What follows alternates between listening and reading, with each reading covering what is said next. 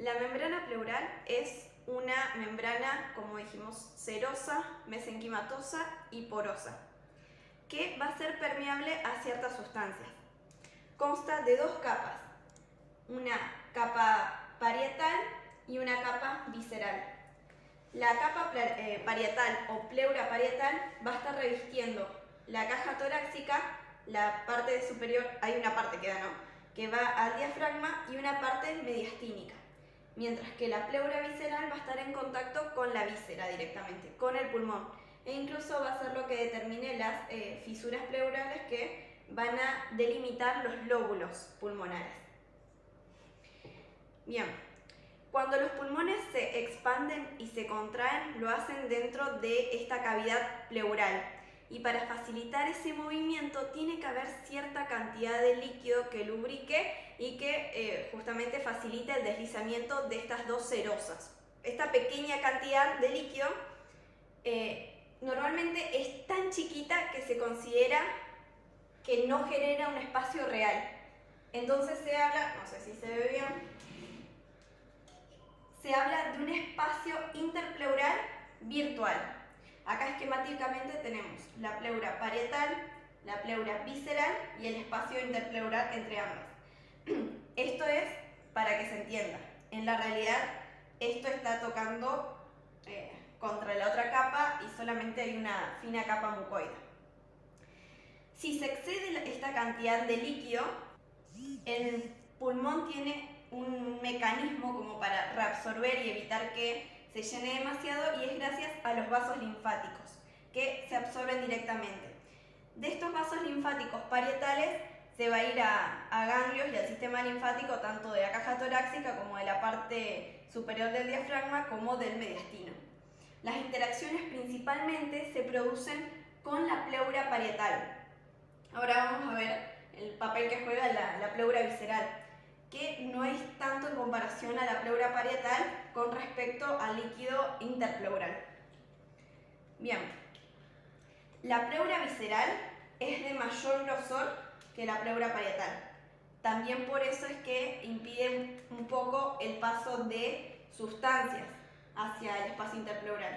Y se encarga más que nada de drenar el líquido de ultrafiltración hacia los vasos linfáticos intersticiales. Yo acá tengo un apuntecito como para que no se me vaya pasando nada de lo que les quiero decir.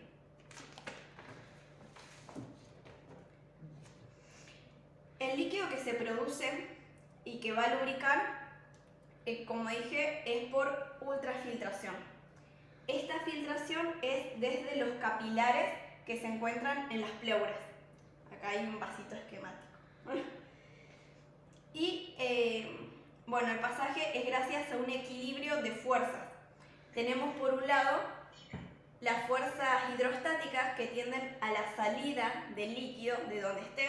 Por ejemplo, si hay una fuerza hidrostática dentro del vaso, lo que va a hacer es tender a que salga, en este caso hacia el espacio pleural.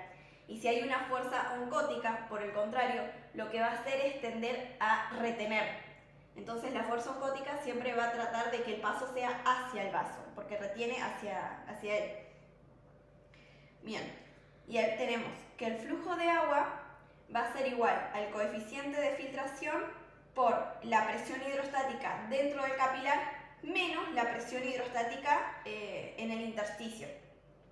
Entonces se restan las fuerzas, la que tiende a salir acá y la que tiende a salir en el intersticio, por el coeficiente de reflexión, menos el coeficiente de reflexión por la presión oncótica dentro del capilar, que es la que tiende a atraer, y la presión oncótica dentro del intersticio, que va a ser la que tienda a retener en el intersticio. Y bueno, de esta ecuación va a depender del equilibrio la cantidad de líquido que haya en este espacio interpleural. Normalmente para la lubricación hay de 7 a 14 mililitros de líquido. En promedio se dice que hay 10 en cada hoja pleural. Hay que tener en cuenta que cada pleura es independiente de la otra, del otro pulmón. Esto quiere decir que si, por ejemplo, se produce un derrame pleural o un neumotórax, en un pulmón no se va a ver afectado el otro, no es que va a pasar líquido de un pulmón a otro. Entonces, las hojas se continúan entre sí, pero dentro de un mismo pulmón. No es que están conectadas las pleuras de un lado con las del otro. Bien, es importante que el ultrafiltrado, a la hora de salir, de pasar del capilar al espacio interpleural, tiene una concentración baja, de 0,3 gramos por decilitro. Esto tengan en cuenta porque en la clase que yo les subí me equivoqué y me dije miligramos, pero es gramos por decilitro.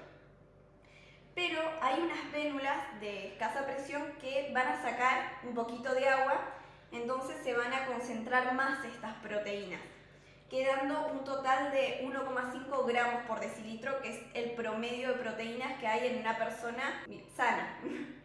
Algo a tener en cuenta, que no lo nombré, pero que para que se mantenga expandido el tórax es necesario que haya una fuerza de expansión. Es decir, una fuerza que atraiga y evite el colapso. Esta fuerza es generada gracias a la reabsorción de los vasos linfáticos, entre otras cosas. Y es de alrededor de menos 4 milímetros de mercurio. En realidad, bueno, la fuerza que tiende al colapso es de menos 4 milímetros de mercurio. Por eso la fuerza de expansión tiene que ser de mínimo menos 4 milímetros de mercurio. Puede ser también un milímetro de mercurio más para asegurarse justamente la expansión y evitar la tendencia al colapso. Entonces tenemos que los vasos linfáticos generan una fuerza negativa para facilitar la expansión. Bien, de acá ya habíamos nombrado que la pleura visceral en comparación a la parietal era más gruesa y no tenía tanta participación con el espacio interpleural en comparación a la parietal, no es que no tenga interacción. Por otra parte, la pleura visceral está inervada por el sistema nervioso autónomo, por lo que carece de sensibilidad. Si se inflama, nosotros no vamos a sentir dolor propiamente a causa de la pleura visceral.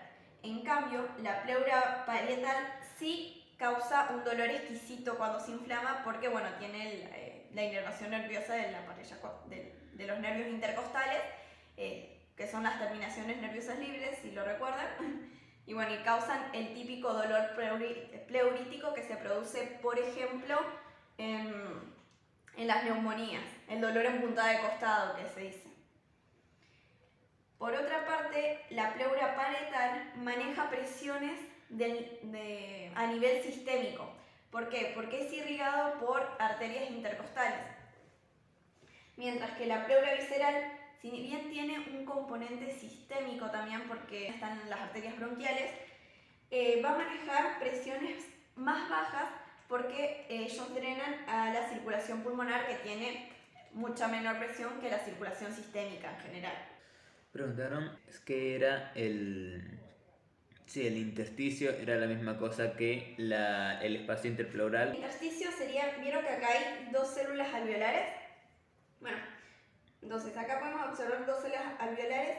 El espacio que está entre alvéolo y alvéolo se denomina espacio intersticial o intersticio, que no es lo mismo que el espacio interpleural que está entre pleura y pleura. O sea, la presión que mantiene que no colapse el pulmón sería la misma presión PIP o la presión intrapleural.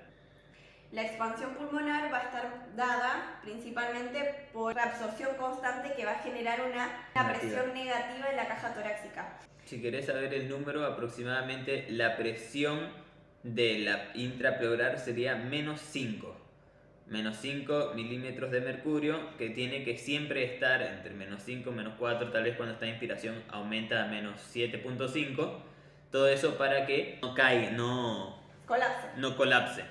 Bien, en caso de que haya colapso, se produce lo que se denomina una atelectasia pulmonar, que es justamente el achicamiento del pulmón por presiones externas.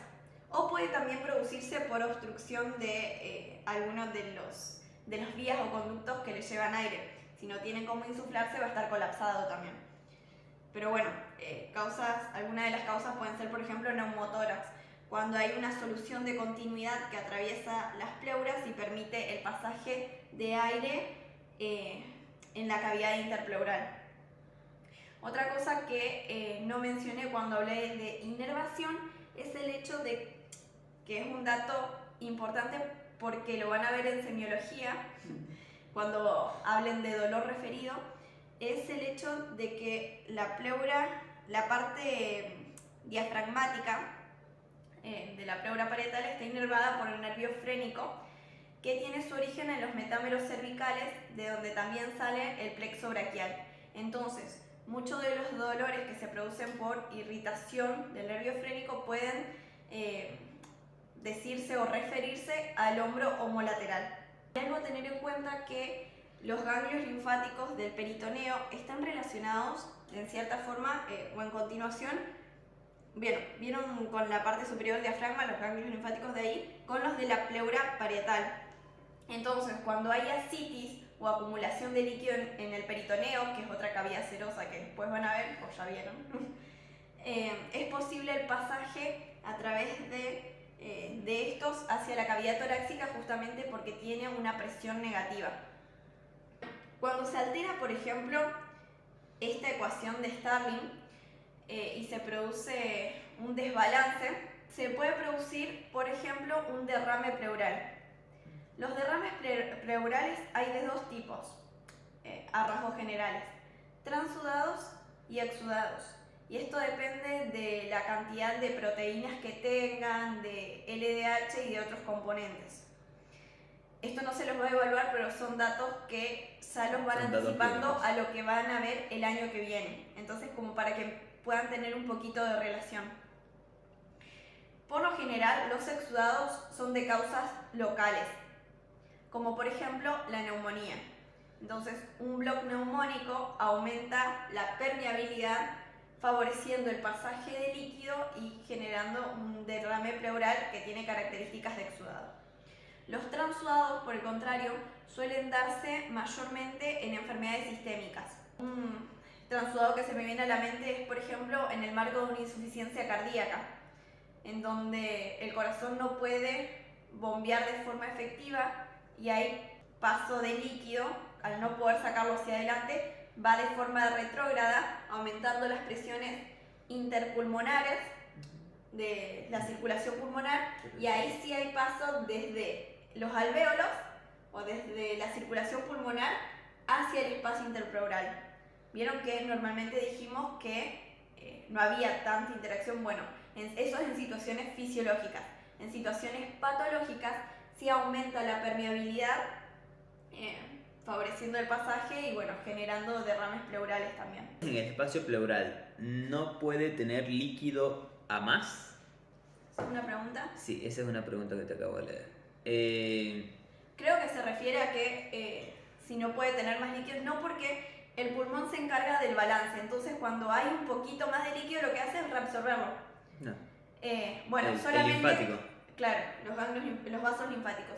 Solamente cuando hay un desbalance, que hay una entrada masiva de líquido y obviamente no se llega a compensar, puede haber líquido en demasía. Es más, por eso si ustedes tienen un derrame transudado, si se elimina la causa, por más de que el líquido siga, no le suelen hacer cirugía o no le suelen hacer tubo de avenamiento. Tubo de avenamiento, porque el pulmón, luego de que se elimina lo que lo está causando, él mismo se va a encargar de reabsorberlo. Sí. Incluso cuando hay pasaje de gases, creo que no lo dije eso. Sí. Bueno, las pleuras son permeables a los gases.